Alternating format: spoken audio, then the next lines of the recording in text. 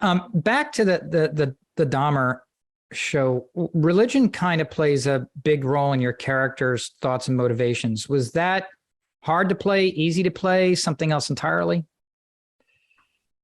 Oh, God. It wasn't hard to play. It's not like me. I would never lay that on anybody. We have a grandson living with us now, and I would never lay religion on him because it's his personal business and it's my personal business. But that's who she was. She was a very religious woman, and that's who she was. And I just can't imagine what it would be like to find out that your beloved grandson was doing the horrific things that he was doing. I just can't even imagine it.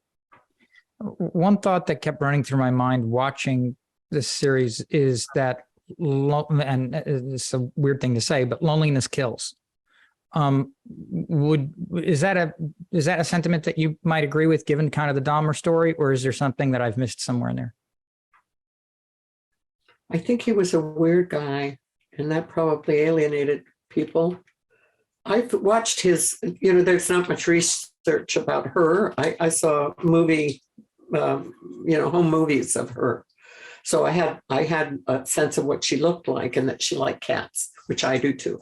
But I did watch a lot of him, and it was just horrifying to see the way he talked about the most horrendous things, as if he were reading off a grocery list. There was absolutely no emotion. He was completely detached from whatever it was he was talking about. His mother apparently was on pills when she was pregnant, and his parents got a divorce. His father was devoted to him. How many kids have grown up with parents who got divorced, or a mother on pills, and they don't become serial killers? So he said something that was very striking to me. He said, I think there was just something wrong with my brain. Something wrong in my brain, I think, if I'm quoting him correctly. And it was almost like he was trying to figure it out himself, with no feeling about it, but it was almost like he was trying to, I don't know why I killed all those people or why I ate them, to keep them with him. I mean, a lot of us are lonely, and we find other ways to assuage our loneliness. But basically I don't want to get philosophical, but basically we are all alone, really. So we have families and husbands and wives and friends who love us, and I'm one of those lucky people. Wrapping up, after all your years working in the film industry, all the people you've met or worked with, roles you've played or passed on, is there any one memory about a person or place that's just always going to just boom, stick out to you? God. James Arness, for some reason, is coming to mind. I think, when I wouldn't tell him this, but when I was younger, my father always watched Gunsmoke, and sitting on a set with him, I think maybe I did tell him. And I said, I can't believe I'm actually, and this was after the wall too, I said, I can't believe I'm actually playing opposite you. I'm the only woman he ever kissed, Matt Dillon. And he said, well, if I hadn't been doing this, I would have been a truck driver. And I just thought that was so humble and honest from him. So that sticks out in my memory, but I've worked with some great people. I would have to really sit down. I'm going to sit down and think about that, so I have an answer if that question ever gets asked. It's a very good question. After the career you've had, all the awards you've won, looking back, and you used the word legacy earlier, what would you want your legacy to be? Maybe kindness. It has nothing to do with the work, but I try to be compassionate and kind. I don't always succeed. My husband says I have a mean streak a mile wide. So when we're in battle together, I can be mean. So I'm not sitting around going, I'm such a good person. I'm not. But basically, in the world, if you're lost, I'm going to try to help you if I can. And I think most people are that way. I think most people are that way.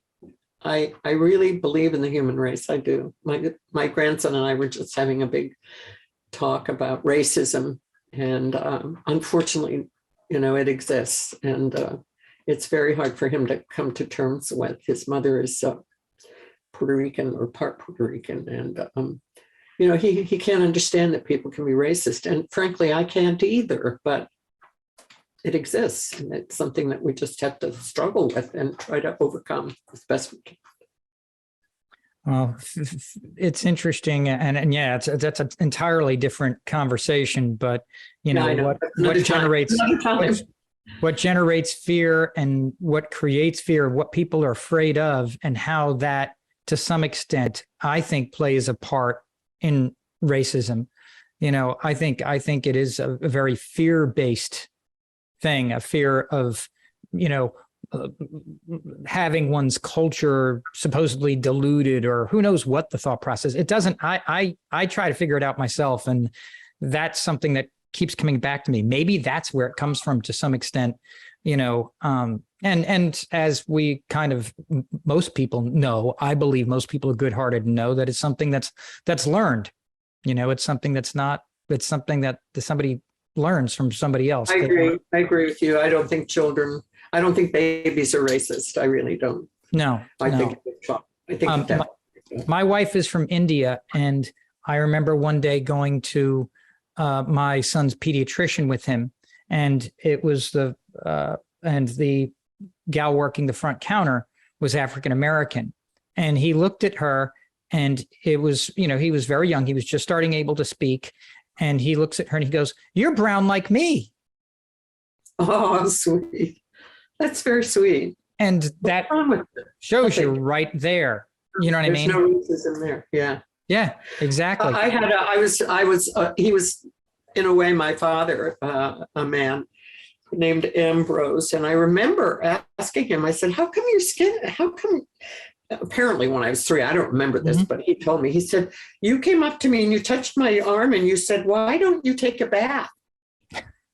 And he had to explain to me why his skin was a darker color than mine. And he was one of the greatest loves of my life.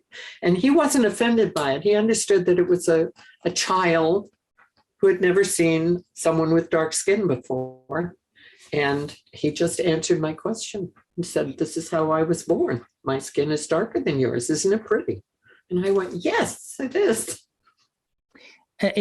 So let me ask you this: what have you got besides the Walton's 50th anniversary thing coming up? Have you got any other projects in the work? Is there anything else that you're working on right now? Not a damn thing. I really think an SNL thing would be, I just think that would be, because to take the actress who played such a kind of this wholesome, character on the Waltons for so long, and to put you into sketches that would be so, like opposite. I would love it. I would love to have some fun with it. It would be so much fun. I think that would be great. I would love that. I would love it. Thank you. From your mouth to God's ears. There you go. Michael, thank you so much for joining us. It's been an absolute pleasure. Same here. Thank you. Yeah. An interview is only as good as the interviewer. Well, I appreciate that. That's high praise coming from you. Thank you. Thank you for being on the show.